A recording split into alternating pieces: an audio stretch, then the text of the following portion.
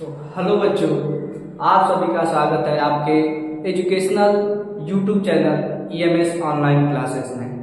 चलिए आज हम इस वीडियो में बात करेंगे हम अपने पसंदीदा विषय विज्ञान के बारे में, और हम देखेंगे कि बोर्ड की परीक्षाओं में क्या क्या आपके ऐसे टॉपिक्स हैं जो बहुत ही आपके लिए इम्पोर्टेंट साबित होंगे, जिनसे आप अच्छे नंबर प्राप्त कर सकते हैं बोर्ड में।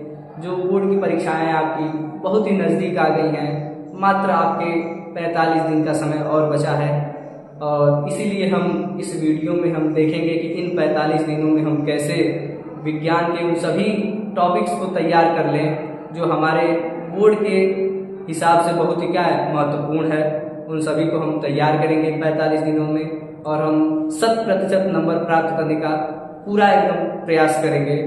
तो चलिए शुरू करते हैं। हमारा विज्ञान का जो सबसे पहला आपका जो चैप्टर है, जो पहला आपका अध्याय है, उसका नाम है रासायनिक अभिक्रियाएं एवं समीकरण। तो चलिए हम शुरू करते हैं। तो आपका ये है प्रथम अध्याय रासायनिक अभिक्रियाएं एवं समीकरण। तो इस वीडियो में हम बात करेंगे कि रासायनिक अभिक्रियाएं होती क्या हैं, रासायनिक अभिक्रियाएं कैसे होती हैं, ये कितने प्रकार की होती हैं, इन सभी के बारे में हम अध्ययन करेंगे। और रासायनिक समीकरण क्या होता है और लिखा कैसे जाता है रासायनिक समीकरण, इन सभी के बारे में हम जानेंगे। तो शुरू करते हैं। जो हमारा इस अध्याय का पहला टॉपिक है रासायनिक अभिक्रिया, अर्थात रासायनिक अभिक्रिया होती क्या है। चलिए शुरू करते हैं। आइए हम जानते हैं कि रासायनिक अभिक्रिया होती क्या है। ध्यान से देखिए, जब दो या दो से अधिक पदार्थ आपस में मिलकर के किसी नए पदार्थ का निर्माण करते हैं तो ऐसी अभिक्रिया को हम क्या कहते हैं, रासायनिक अभिक्रिया कहते हैं। अर्थात जब हम दो अलग अलग पदार्थों को आपस में किसी भी विधि द्वारा मिलाते हैं तो एक नया उत्पाद बनता है जिसका एकदम गुण अलग होता है। जिन पदार्थों से उन्हें हम मिलकर बनाए हैं उनसे एकदम अलग होता है। उदाहरण में जैसे आप देख सकते हैं, किसी भी लोहे की धातु पर जब वह वायु अथवा नमी के संपर्क में आती है उसमें जंग लग जाता है, तो ये भी एक प्रकार की क्या है आपकी रासायनिक अभिक्रिया है। अथवा आप मैग्नीशियम धातु को जब ऑक्सीजन की उपस्थिति में जलाते हैं तो वह एक मैग्नीशियम ऑक्साइड के सफेद चूर्ण के रूप में आपको प्राप्त होती है।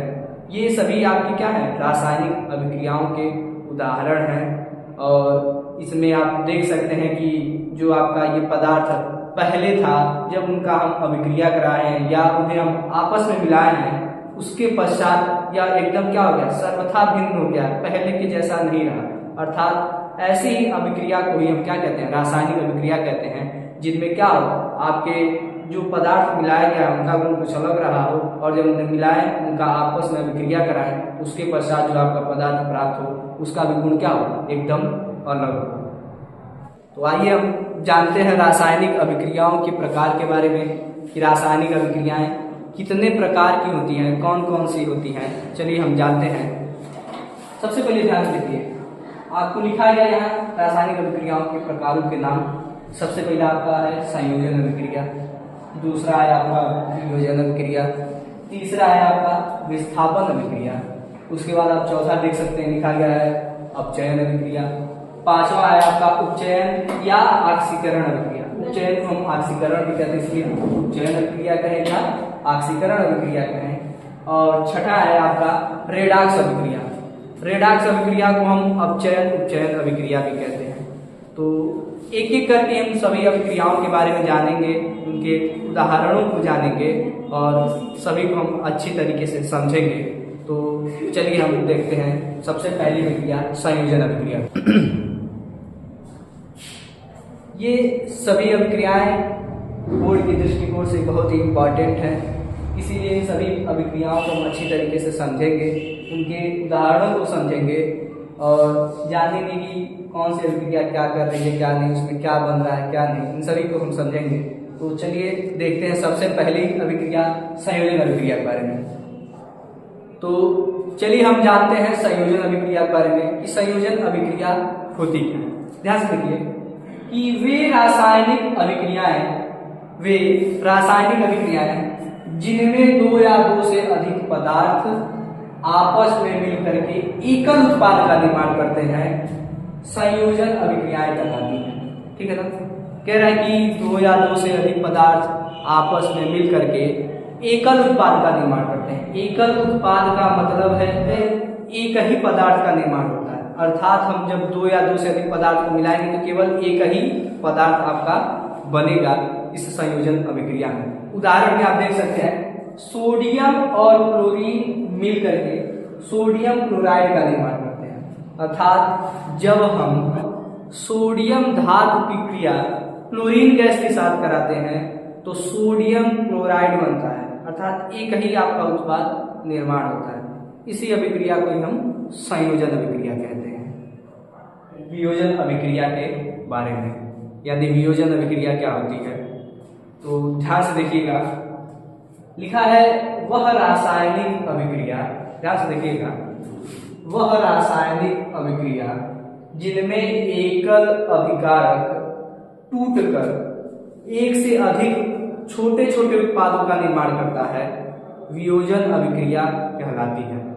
ध्यान से देखिएगा, वह रासायनिक अभिक्रिया जिनमें एकल अभिकारक टूटकर एक से अधिक छोटे छोटे उत्पाद बनाते हैं वियोजन अभिक्रिया कहलाती है। जैसे उदाहरण में आप देख सकते हैं कैल्शियम कार्बोनेट, जब इसे गर्म करते हैं तो ये दो भागों में टूट जाता है, कैल्शियम ऑक्साइड और कार्बन डाइऑक्साइड। यानी आप देख सकते हैं कि आपका एकल अभिकारक जब उसे गर्म किया जा रहा है तो वह दो भागों में टूट जा रहा है, यानी एक से ज्यादा छोटे छोटे उत्पादों में टूट जा रहा है, कैल्शियम ऑक्साइड और कैल्शियम कार्बन डाइऑक्साइड। तो आप देख सकते हैं कि इसमें जो आपका वियोजन अभिक्रिया बताएगा, वियोजन अभिक्रिया का मतलब ही होता है वियोजित होना, टूटना। और इसमें आपका उदाहरण के माध्यम से आप देख सकते हैं कि आपका कैल्शियम कार्बोनेट गर्म करने पर दो भागों में वियोजित हो जा रहा है। तो आइए देखते हैं विस्थापन अभिक्रिया के बारे में। विस्थापन अभिक्रिया होती क्या है, ध्यान से देखिए, वह रासायनिक अभिक्रिया जिसमें कोई अधिक क्रियाशील तत्व किसी कम क्रियाशील तत्व को किसी यौगिक से विस्थापित कर देता है विस्थापन अभिक्रिया कहलाती है। ध्यान से सुनिए एक बार। लिखा है वह रासायनिक अभिक्रिया जिसमें कोई अधिक क्रियाशील तत्व किसी कम क्रियाशील तत्व को किसी भी यौगिक से उसकी जगह से विस्थापित कर देता है विस्थापन अभिक्रिया कहलाती है। आइए उदाहरण के माध्यम से समझते हैं।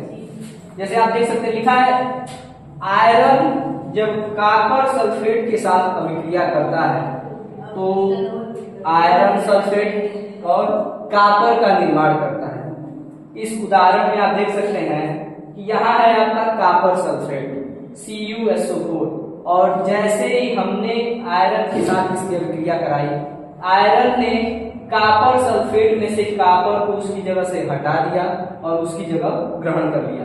तो आपका बना क्या, आयरन सल्फेट और कॉपर, यानी आपका कॉपर बाहर हो गया और आयरन ने कॉपर की जगह ले ली, अर्थात आयरन ने कॉपर को उसकी जगह से विस्थापित कर दिया, और यही विस्थापन अभिक्रिया की पहचान है।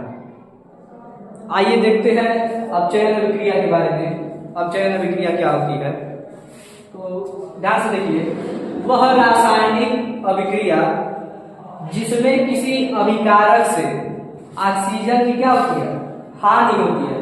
हानि की मतलब आप समझ सकते हैं कमी होती है या ह्रास होता है।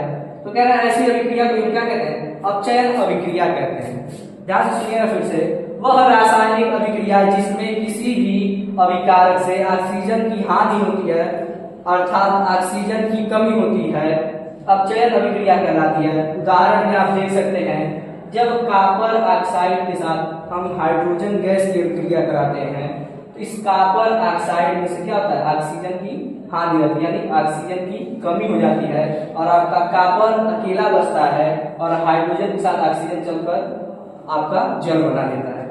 इसमें आप देख सकते हैं, पुनः फिर से देख सकते हैं, कॉपर ऑक्साइड हाइड्रोजन गैस से अभिक्रिया करके कॉपर और जल का निर्माण करता है। इसमें से आप देख सकते हैं कि कॉपर ऑक्साइड जो आपका अभिकारक है, इससे आपका क्या हो रहा है, ऑक्सीजन दूर हो जा रहा है, अर्थात ऑक्सीजन की कमी हो जा रही है और केवल कॉपर ही बन रहा है। जो अभिक्रियाएं हैं उन अभिक्रियाओं को हम अगले वीडियो में जानेंगे, समझेंगे और पढ़ेंगे। और इस वीडियो को लाइक करिए, चैनल को सब्सक्राइब करिए और अधिक से अधिक लोगों के साथ शेयर करिए ताकि वो लोग भी इस जानकारी का लाभ उठा सकें। धन्यवाद।